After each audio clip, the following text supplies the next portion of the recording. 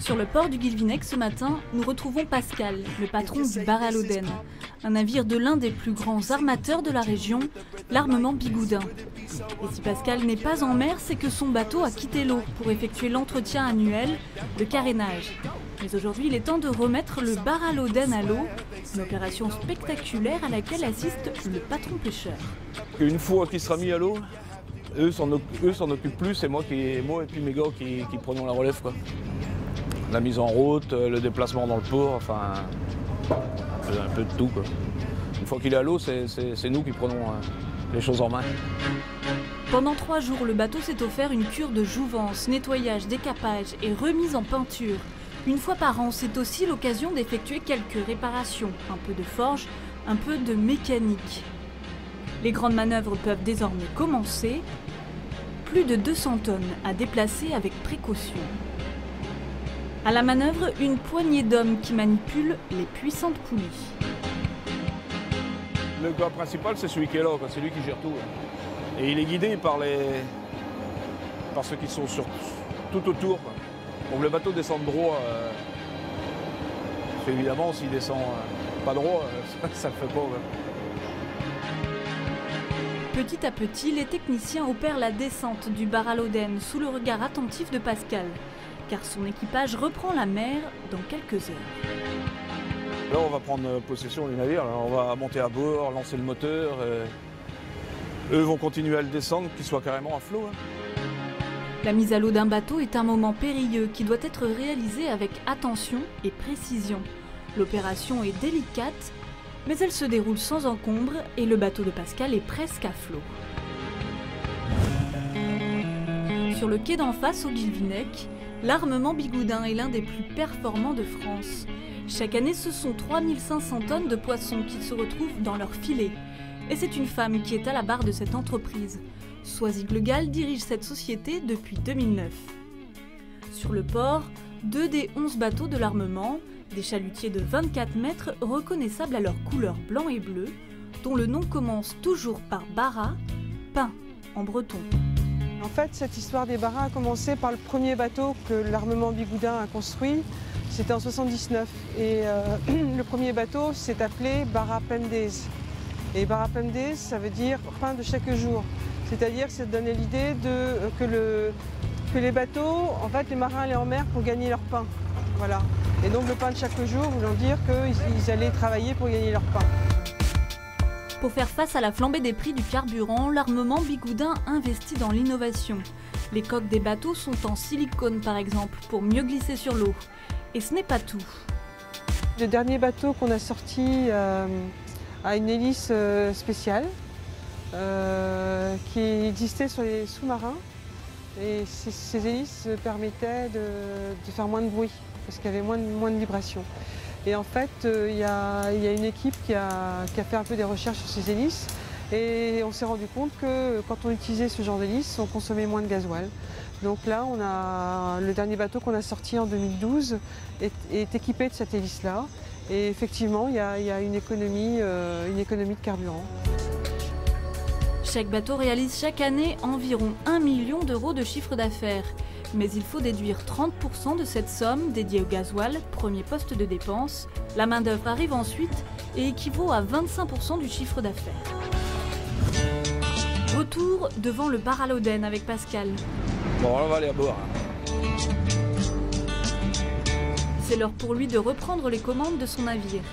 Il retrouve la passerelle, son cockpit, où il passe le plus clair de son temps. Il y a toujours des petites vérifications à faire, savoir s'il ne prend pas l'eau. Pendant qu'il reprend ses marques, ses hommes s'activent au niveau inférieur. Ils vérifient l'étanchéité des prises d'eau et s'activent pour mettre en route le moteur. À l'extérieur, les manipulations sont bientôt terminées. En quelques minutes, le moteur est lancé et le bateau quitte le port. Le bar à l'Oden ne part pas bien loin, direction le quai d'en face pour l'embarquement. On va embarquer les containers. Je me mets devant les Tesco. Ok. Le bateau a été entièrement vidé avant d'être sorti de l'eau. Il est désormais temps de ramener à bord toutes les caisses qui servent à stocker le poisson. Car à 13h30, Pascal et son équipage repartent en mer pour 14 jours. Cela fait 25 ans que Pascal navigue en pays bigoudin. Mousse, matelot, second, il est passé par tous les postes avant de devenir patron. Il a sous sa responsabilité le bateau, sa rentabilité, mais aussi les 6 membres de l'équipage et leur salaire. Moi, mon boulot, c'est de rapporter suffisamment de poissons et d'essayer de bien le vendre pour que ça rapporte quelque chose, quoi. C'est assez prenant, parce que bon, on est toujours c'est une chasse sauvage, hein, parce qu'on ne sait jamais où on va ni qu'est-ce qu'on va pêcher. Donc ça c'est assez motivant quand on sort. Après, le jour de la vente, c'est autre chose, quoi. L'entretien des navires représente une grande partie du travail de l'armement bigoudin. À chaque retour au port, le mécanicien présente sa feuille de travaux au responsable technique qui gère ensuite les réparations avec les ateliers portuaires. Bon alors Gérard, tu prépares le matériel du paravent? Oui, là je prépare le matériel pour...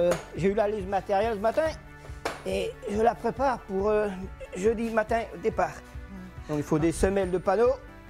Dans cet entrepôt est stocké le matériel de pêche des bateaux.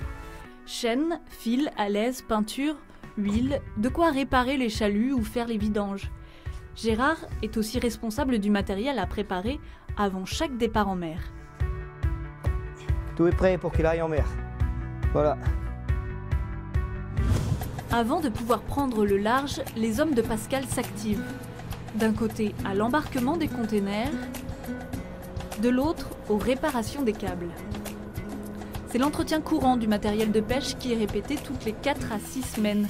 Les matelots font défiler le câblage, repèrent les parties usées par la corrosion et les découpent pour les remplacer par du câble neuf. Un travail physique mais nécessaire.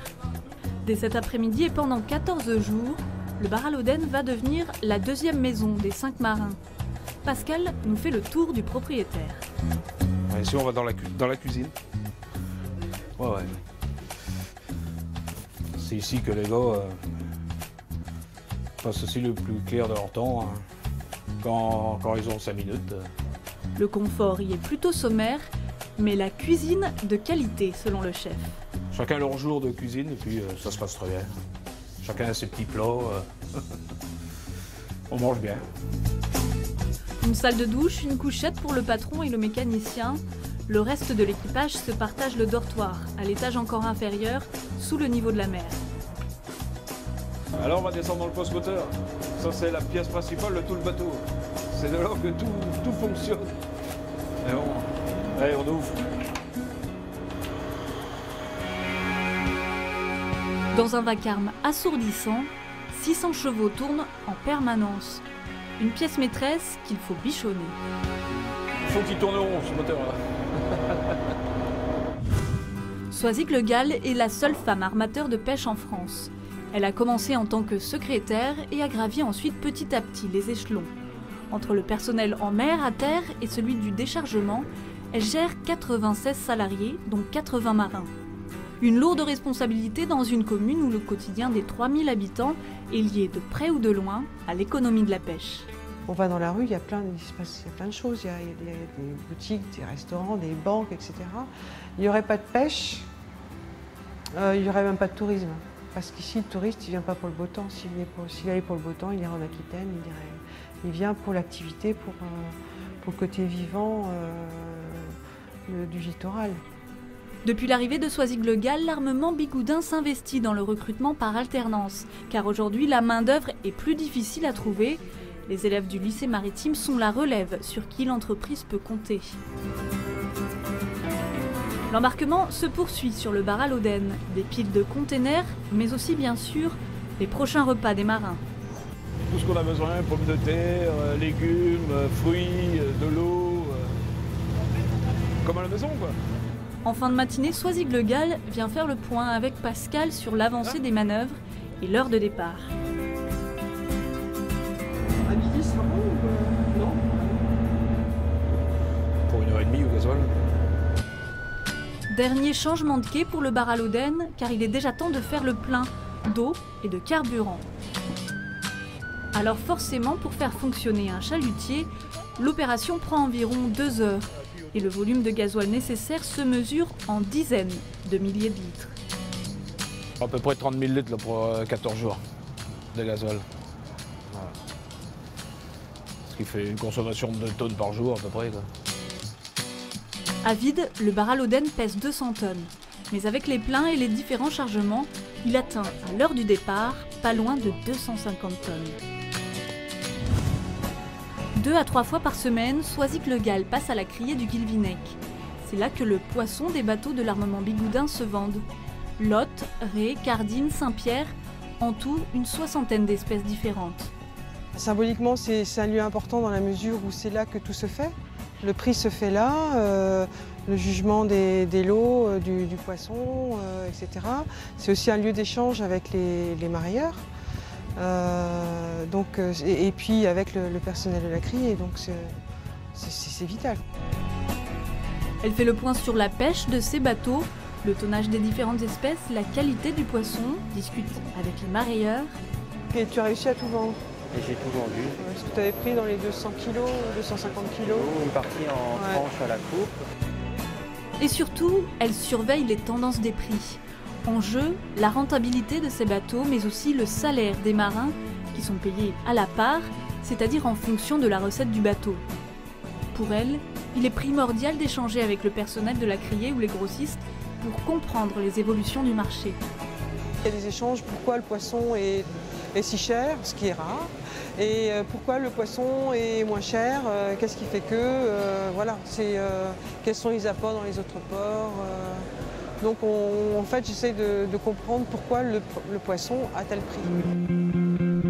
Sur le port du Guilvinec, l'armement Bigoudin représente 20% du tonnage de la marchandise embarquée. Dans la passerelle du bar à l'Oden, Pascal met en route ses appareils. Le navire se prépare à larguer les amarres. On va pas tarder. Il est 13h30, comme l'avait prévu Pascal.